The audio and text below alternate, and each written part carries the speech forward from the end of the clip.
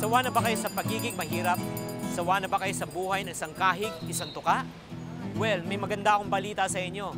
Simula sa araw na ito, pwede na kayong umahon sa kahirapan at pwede na rin tayong yumaman.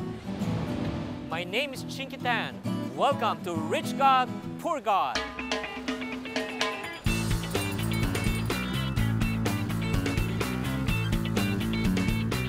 Hoy, kamusta na kayo? Alam nyo ba na may maganda akong balita sa inyo? Nasa Diyos ang sagot ng kahirapan. Talaga ba? Kung talaga nasa Diyos, bakit hanggang ngayon may utang pa rin ako? Hanggang ngayon, wala pa rin akong pera, nahihirapan pa rin ako sa buhay. Siguro may mga iba nag-iisip sa inyo, gusto siguro ng Diyos na naghihirap ako para araw-araw humingi na lang ako ng tulong sa Kanya, no? Well, actually, kung gano'n na iniisip nyo, mali po yun. May maganda akong balita. That God that we serve is a rich God. Nais niya tayong pagpalaan. He wants to bless us and prosper us because the God that we serve is a rich. Kung gusto nyo bang malaman kung ano pa yung mga sikreto niya, sumunod po kayo sa akin. For I know the plans I have for you, plans to prosper you and not to harm you, to give you hope and a future. That is the promise of God. So ika nga, God has a plan to prosper us and bless us because God created everything. If God created everything, it means to say that He owns everything. He is a rich God. Napakayaman na niya na Diyos. Now, here's my question. If God is a rich God, how come I am poor?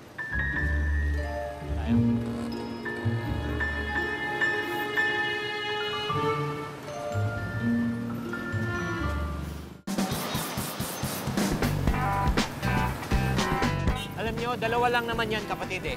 It's either letter A, hindi nating naunawaan o hindi natin pinagkakatiwalaan lubusan ang Panginoon sa pagpapala.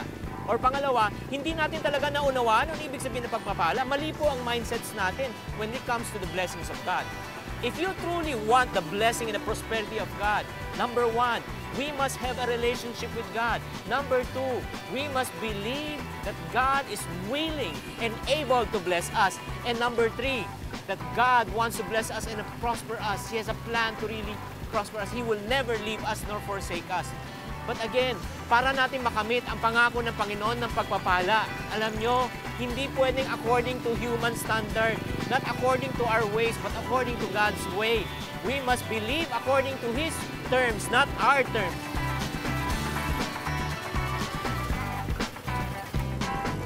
Okay, ito bayad po. O ano, huwag kayong mabahala. Kung ano man pinagdadaanan nyo, kahirapan ngayon, kawalan ng pera, always remember that the God that we serve is a rich God. Napakayaman po niya na Diyos. Kailangan lang sumunod tayo sa alintuntunin kung ano man ang nasaluubin po ng Panginoon. At para pa natin matutunan kung ano pa ang mga pangako niya at paano tayo pagyayamanin. Nako, sumunod pa kayo sa akin. Sandali lang. Yung sakay ko nasa kabilang kanto na. Sumunod kayo. See ya!